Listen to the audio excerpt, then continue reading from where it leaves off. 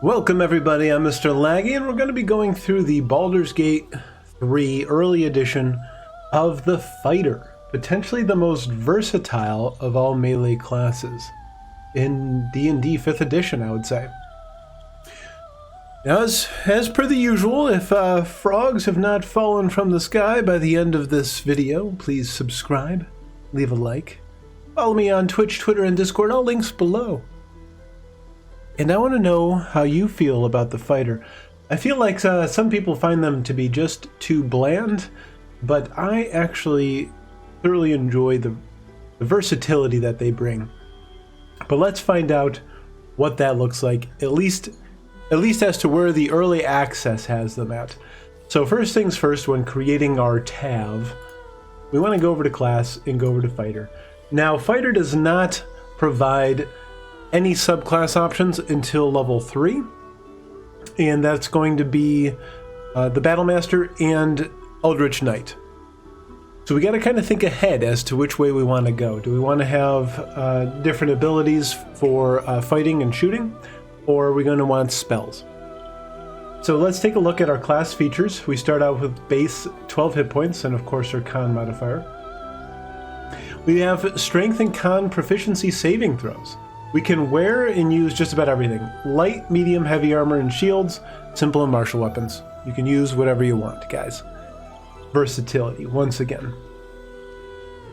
So, with that, we have to think ahead. As I said, are we going to be going with the Battlemaster? In which case, we're going to want either strength or dex, depending on what type of weaponry you want to use, and constitution. If you're going to want to go Eldritch Knight, you're going to want intelligence, as I believe that's going to be your spellcasting modifier. So consider that aspect too. And so let's take a look at what races would kind of go well. We've got the High Elf and the Wood Elves, just the elves in general. They give a +2 to dexterity. So if you're going to be going archery or, say, two-handed finesse weapons, that's a great option. We've got the Drow, also dexterity. If you're going to want someone with a lot of con and a lot of strength, we've got the Shield Dwarf. Amazing for both. 2 into each.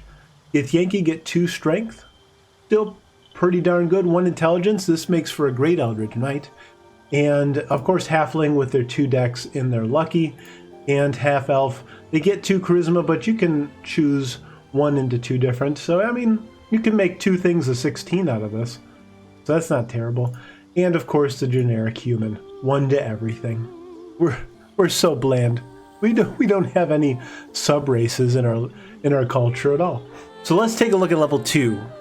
Because we need to know what our progression is going to be looking like. And here we are at level 2 with Lae'zel, where we're going to have to really start making a decision as to what type of fighter we're going to be playing. First off, we've got a new feature, which is Action Surge. You push yourself beyond your limits and gain 1 additional action. This can be regained on a short rest, if I remember correctly. Not sure why it doesn't tell us that here. And then we get to pick 1 of our class passives. This is going to more or less steer us in a direction that we want to go with weaponry. We can do archery, gives us a +2 to attack rolls you make with ranged weapons. So that is amazing. Proficiency, dexterity, +2. We got defense. You gain a +1 bonus to armor class while wearing armor, of course. So that, I mean, if you want to wear heavy armor and a shield and have another +1 bonus, oh, you're going to be impossible to hit with a weapon. Dueling. When you're wielding a melee weapon in one hand and the other hand is empty, you gain a +2 bonus to damage rolls with that weapon, increasing your chance to do heavy damage. I don't fully understand this one. I was hoping maybe you guys could leave some comments below about this as to why anyone would pick it. If you're going to go with this, why not go 2 weapon fighting style? When you attack with 2 weapons, you and add your ability modifier to the damage of the offhand attack. So, I mean, not only are you doing your weapon damage, but hopefully your weapon modifier your ability modifier for the weapon is more than 2, at least 2. So you're doing more damage. I mean, with dueling, your bonus action can be reserved for something else. That's the only thing I can think of. I don't know. Let me know what you think in the comments. Now we've got great weapon fighting. When you roll a 1 or a 2 on a damage die or an attack with a 2-handed melee weapon, you can re-roll the die and must use the new roll. So you can't really do worse. Even if you do 2 and then you roll again, you get a 1, it's like whatever. My only wish is that they would actually show you the 2 rolls. But I don't even think in the log I see it. But I'll have to keep a closer eye on it. Then we got protection. When you have a shield, impose disadvantage on an enemy who attacks one of your allies when you are within 1.5 meters. You must be able to see the enemy. Now, I love this in actual D&D. I've been trying to see it get implemented here, but I'm not really seeing it because it doesn't tell you when someone actually has disadvantage. I really wish when someone attacks, it would just say above their head, disadvantage attack. Boom. And then and advantage, so you know what's going on at all times. But as of right now, there's no way of knowing when anyone has either one of those. But this is level 2, so this is going to steer you down a certain path. And now, you must think about level 3. So let's get right into it. And here we are at level 3, ready to make a real subclass decision. So let's take a look at what our options are again. We've got Battlemaster, and we've got Eldritch Knight.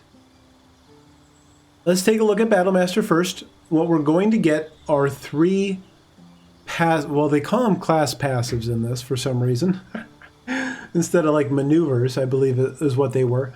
So what we do, we get 4 superiority dice. So essentially, you can use these dice. They're a D8, and they can be regained on a short or long rest to enact one of these 3 that you pick. So menacing attack, spend a superiority die to deal 1d6 plus 1 plus 1d8 piercing and possibly frighten the target. Now, I don't know if that's a legitimate number or not. It seems funny, doesn't it? But we're just going to take it as fact right now. That is 1d6 plus 1 plus 1d8. Pushing attack. Spend a superiority die to deal 1d6 plus 1 plus 1d8 piercing and possibly push the target back 4.5 meters. This is great in a situation where you might want to push the target off a ledge, but you'd much rather do that with an attack. Or if you need to back away from it and not gain an opportunity attack, smash it away and run. Also great. Then we got Rally. Expend a superiority die to bolster the resolve of a friendly target. It gains an additional 8 hit points. Now, even though it says hit points, I believe it means temporary hit points because it does not give you actual hit points. I believe what it's providing are temporary hit points for 5 turns. Then finally, we've got Riposte. When a creature misses you with a melee attack, expend a superiority die to retaliate and deal 1d10 plus 3 plus 1d8 bludgeoning. This is a huge counterattack. But they have to miss you. Is that hard? No, especially if you took the armor passive from level 2 and you're wielding a shield, you could just constantly be blowing people up with this. So that might be a route you want to take. And then in both cases, just at level 3, a Githyanki gains jump. So you can triple somebody's jumping distance once per long rest. Pretty awesome. That's just a cool benefit of being a Githyanki. Because Eldritch Knight will get it as well. You'll see down here. Yep. But let's talk about the Eldritch Knight for a moment. So right away, we're going to gain 2 cantrips. And we can select from the wizard table all 13 of them. So you can really be choosy as to what you want. True Strike to gain advantage on an attack. Blade Ward, gain resistance on bludgeoning, piercing, and slashing damage from melee attacks. You could do, actual attacks or Mage Hand, Minor Illusion, shocking grasp. It all depends on really what you want to go for with your Eldritch Knight. And then we can take 2 of 6 spells to learn. We got Burning Hands, Magic Missile, Mage Armor, Protection from Evil and Good, Thunderwave, and Witch Bolt. I think the 2 that they are providing us here are probably the best. Burning Hands, 3d6, and Thunderwave, 2d8, and potentially pushes them back. In all the times I've used this, I have not had a single creature fail on their con save. So I don't know how far they get pushed back, guys. It's kind of frustrating how everything passes a con save. And then okay, y'all are gonna have to tell me what this is about. You get an additional spell, and you can take from what also looks like the wizard spell list. Now, it's been a while since I've read the Eldritch Knight in the Player's Handbook. When I say a while, I mean about 2 weeks. But I don't remember them getting 3 spells right off the bat. So if you guys have any insight, is this a Githyanki trait? It shouldn't be, because this is down here. What this third spell is and why. Or is it the fact that... Okay, I figured it out. You have to take 2 spells from the Evocation and Abjuration wizard spell list, right? And then you can pick any singular spell that you want after that. So you actually get 3 spells. 2 you have to take from that restriction, and then 1 you can take to kind of fine-tune what your class will be. So actually quite cool. So you can kind of customize what they're going to be each playthrough if you like the Eldritch Knight enough to play multiples in consecutive games. But that's mostly everything. I mean, level 4, you guys are going to get a ability score increase. Fantastic. Get your attack, whether it's strength or dex, all the way up to 18. No further. 19 doesn't give you any further bonus. And we can't make it to 20 right now. But let me know what you guys think. How do you feel the fighter is in Baldur's Gate 3? I personally enjoy it, but I feel like they're just kind of lacking in things to do. You go up and you hit someone. But all in all, it feels pretty decent. It feels like it is in D&D, because until you get to later levels where you're getting multiple attacks and everything, then you really start to shine.